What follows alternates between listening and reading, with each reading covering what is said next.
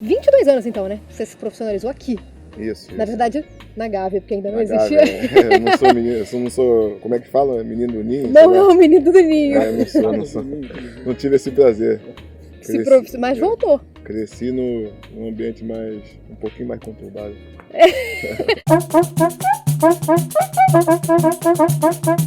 Nós estamos falando de muita experiência, não só aqui no Flamengo, mas de futebol, né? Copa do Mundo você participou de duas. Isso. 2006 e 2010, Isso. certo? Em algum momento você achou que estava no grupo favorito? Nas duas, sim. 2006 mais, né? Eu acho que foi um dos motivos que também atrapalhou nossa seleção, né? Em 2010 a gente tinha uma seleção muito forte, a gente chegava no bom momento também. Acho que o Brasil não tem como fugir disso, né? De vez em quando eu me pego vendo algumas seleções que também não ganharam a Copa do Mundo brasileira, né? Eram todas seleções muito fortes. Então a gente não tem como fugir. O favoritismo está sempre do lado do Brasil. Claro que acho que em 2006 era uma coisa que o mundo todo reconhecia, né? Pelo valor daquela seleção. Ele chegava meio que com excesso de confiança de 2002, será? Porque era a seleção que chegava como campeão. Eu vejo que, assim, naquela Copa todo mundo já colocava o Brasil como campeão, né? Um virtual campeão. Mas cobravam que além do campeonato o Brasil tinha que ganhar dando espetáculo, né? Porque aquele time era muito daquilo ali, né? Tinha jogadores espetaculares, principalmente na frente, né? E talvez tenha esse excesso de responsabilidade, esse excesso de pressão que a gente adquiriu, né? E posso ter atrapalhado um pouco.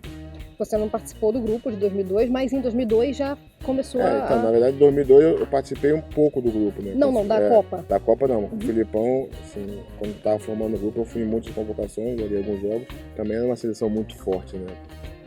E comprovou, né? Acho que a Copa do Mundo é uma competição muito especial.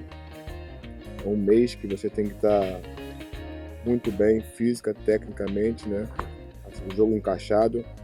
E principalmente aquele pouquinho de sorte que o campeão tem que dar, tem que estar ao seu lado. Existe, então, sorte de campeão? Acho que existe. Acho que tem sempre uma conquista, você sempre olha para trás e vê, cara, aquele gol foi no momento certo, ou aquela bola do adversário que não entrou. Existe sempre esses detalhes que contam a favor do campeão. Em 2004 você foi campeão da Copa América, num grupo que tinha o Adriano também, naquela exibição dele que entrou para a história. Como é que era jogar com o Adriano na seleção? O Adriano, naquele período ali, entre 2004 e 2006, né? Ele era um jogador assim, muito difícil de ser marcado. Né? Com certeza, naquele período ele foi, se não for o melhor, foi também entre os melhores atacantes do mundo. Uma experiência um pouquinho antes, com o Adriano, foi em 2003, né? A gente foi para a Copa das Confederações na França, né? E foi o primeiro contato que eu tive com o Adriano depois que ele tinha saído do Flamengo, né? Eu recordava ele no Flamengo, ele sempre foi um cara de muito potencial, né? Uma técnica assim, acima da média, né? Até para a altura que ele tem.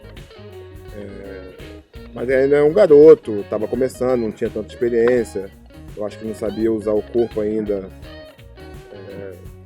da melhor maneira, então eu marcava muito ele, que ele jogava no time reserva, e assim, eu conseguia, com mais experiência, com um pouquinho mais de concentração, marcar ele bem, tranquilo, né? E aí ele foi embora para a Itália, a gente não teve mais contato, e o primeiro contato que a gente teve foi esse em 2003, contra a Confederação. E ali ele já estava assim, no outro patamar, já estava sendo muito difícil de ser marcado, né? Eu lembro quando ele começou na seleção ali, nessa competição, ele ficava no time reserva e estava eu e o Lúcio na zaga. A gente tinha muita dificuldade para marcar ele, né? Então ali já estava começando a evoluir. Você acompanhou, claro, a convocação, está acompanhando, né, os trabalhos, principalmente agora do Tite, nessa reta final. Bom, o Thiago Silva, Marquinhos e o Miranda, praticamente, em tese, né, eles brigam pelas vagas. Você tem algum palpite para a dupla titular? Não, é muito difícil, cara. Os três estão num nível muito alto, né? Eu acho que o Tite, a sabedoria dele foi muito bem em ter rodado os três, né? E praticamente nesse tempo de seleção ele conseguiu fazer todas as duplas possíveis de zaga com os três, né? Eu acho que quem ele optar vai ser bem escolhido, né? São jogadores pouquinho diferentes de característica, mas se completam todos, né? E em algum você vê uma pegada mais Juan? Talvez o Thiago, assim, se assimile mais porque eu vejo o Thiago também um jogador muito inteligente taticamente, né? Além do potencial técnico dele que não se discute, é um jogador que, assim como eu acho, evoluiu muito na Itália, né? Então a gente tem um senso tático muito parecido. E o Miranda também agora tá bebendo dessa água, né? Uma escola para defensor ainda é número 1. Você acha que ainda é? A Itália ainda é? Com certeza, acho que na Itália, acho que para um defensor é a melhor escola que tem. Vamos só antes de falar de títulos. Tem essa história de priorizar um, deixar o outro um pouquinho de lado, por qualquer critério, ou não? O que você pretende ganhar com o Flamengo? Tem que ganhar tudo, todos os títulos possíveis. Né? Pela ambição que a gente tem, pela grandeza do Flamengo, e também porque o futebol brasileiro não se pode dar o luxo de escolher competição. Qualquer competição que você seja eliminado gera uma crise muito grande. Né? Para qualquer clube brasileiro. Para qualquer clube, e no Flamengo é o dobro, porque a gente está sempre no foco de todos. E também porque nós temos elenco para isso, tentar brigar nas três competições. É isso que a gente vai fazer. O Flamengo, na Libertadores, e todos os times que disputaram, foi o time mais prejudicado, né? Nós jogamos, infelizmente, 2 jogos sem torcida. Coincidência ou não, foram os 2 jogos que nós não ganhamos em casa, né? E esses jogos, deixa eu só te interromper aqui pra gente não perder. Jogos sem torcidas por causa sem torcida por causa da punição ainda da final, né? Isso. Da Sul-Americana. Você concorda com esse tipo de punição? Eu acho que foi justo. Eu acho que, infelizmente, não tem como negar isso. Todo o caos que gerou aquele Flamengo independente. Acho que a gente tem que separar as coisas. Uma coisa é o amor ao clube, o respeito à torcida, né? Outra coisa é a realidade. Fez mal pro futebol, né? A gente viu pessoas, crianças chorando, desesperadas pela confusão que teve. Não teve uma pessoa que a gente conversou depois que não tenha passado um tipo de problema. Espero que seja assim com todos os times, né? Acho que o futebol é um espetáculo, tem que sempre colocar em primeiro plano pela paz nos estádios, isso é o mais importante de tudo. Jogar sem torcida, você acha que é uma influência direta no resultado? Você pelo menos associou e ressaltou bem. Eu acho que é um jogo diferente. É um jogo diferente, ainda mais em Libertadores. Né? Libertadores, fator casa, fator torcida, interfere muito, né? Ainda mais a torcida do Flamengo, né? Que é uma torcida muito presente, né? Tanto em quantidade como em qualidade. Né? Falar do Fla-Flu agora, que você falou que ainda não sabe como é que vai estar e tal, mas o Fluminense tem apostado muito na base. Né, por necessidade até. O Flamengo tá trazendo os meninos mais novos também, né, pro seu time principal, tá apostando nisso também, mas o Fluminense por necessidade, e o Abel tá trabalhando isso muito bem. Tem pela frente o Pedro, que tá arrebentando no Fluminense, que é uma das sensações do futebol, uma das promessas do futebol, né, como o Vinícius, o Paquetá são aqui.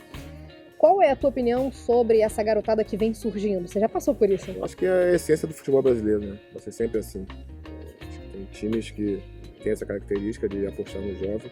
Eu acho que a tendência do futebol brasileiro é hoje, cada dia que passe, o jovem tem mais espaço, né? Inclusive na zaga, né? O Flamengo recentemente jogou com os meninos Matheus Tuller e Léo Duarte. Eles conversam com você dá dica. Eles devem ter você como ídolo. Não sei, cara. Ah, claro que tem! Tem a mesma história, eles devem olhar e falar, eu quero ser assim, ó, quando eu crescer. Eu acho que, assim, comparando a minha época, a de hoje, né? O privilégio desses jogadores, eu acho que jovens de hoje, a proximidade com os outros jogadores são maiores, né? Eu já vim de uma geração mas ainda tinha uma distância um pouco maior para os jogadores mais velhos, né? E hoje em dia está bem misturado, né? Até porque eles jogam também mais cedo e essa troca de ideias é sempre importante, né?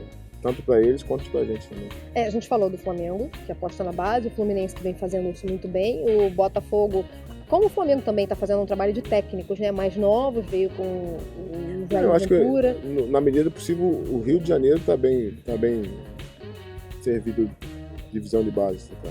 Eu vejo todos os times revelando jogadores, isso. Né? Alguns times têm mais dificuldade porque talvez passem por um momento estrutural mais difícil, financeiro, mas saem jogadores de todos os times do equipe. Ia falar do Vasco agora, que se despediu do Paulinho pro Leverkusen, né? Onde você é ídolo também. E é um clube que gosta muito de brasileiros, né? Um clube que costuma receber bem brasileiros. Eu acho que ele fez uma boa escolha. Uma boa escolha não para a carreira dele, né? Talvez não imediatamente agora, mas uma projeção dele no futuro, eu acho que não tinha um lugar melhor para ele ir. Ali é um time que eu acho que ele vai jogar sempre, né? Vai evoluir. Histórico de brasileiro muito grande. Já conhece o nosso jeito de ser, de pensar, de treinar. Isso facilita também. Você acha que o Leverkusen faz esse trabalho de moldar, de lapidar para a Europa? Faz esse trabalho muito bem. Não só com os brasileiros, com os alemães também. Acho que tem muitos alemães que passaram primeiro pelo Leverkusen para depois despontar no Bayern de Munique ou em outro time na Europa. Eu acho que, como eu falei, foi uma escolha acertada, né, projetando um futuro que ele vai ter. E até também recentemente a gente estava brincando aqui, né? Polêmica, fez uma transmissão ao vivo, brincou, ou respondeu, sei lá, alguém perguntou: você jogaria no Flamengo? Ele falou: jogaria. Mas falou de um jeito assim. Inteligente, né? Parte dele. Suspeito você. Eu desconfio que se eu estivesse gravando com o Paulão, a opinião seria outra. Desconfio, não sei, tenho essa impressão. E aí isso causou uma polêmica, assim. Você trouxe bem, talvez pelo momento do clube, não sei, mas a razão para tanta polêmica? Tem essa paixão do torcedor, né? Que é muito grande, a rivalidade, né, com todos os times do Rio contra o Flamengo sempre é muito grande, né? Uma pergunta que nesse momento, talvez para ele, muito difícil de ser respondida, né? Porque vai ficar gravado e de alguma forma ou de outra ele não sabe ainda o que vai acontecer no futuro dele.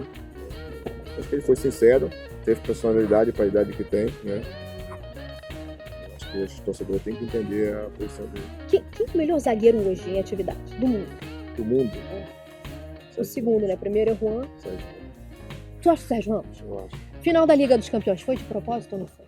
Difícil, sabe? Gaguejou! Assim, eu não acredito que tenha sido de propósito. No sentido de, eu vou derrubar ele vai se machucar e vai sair do jogo, vai machucar o ombro.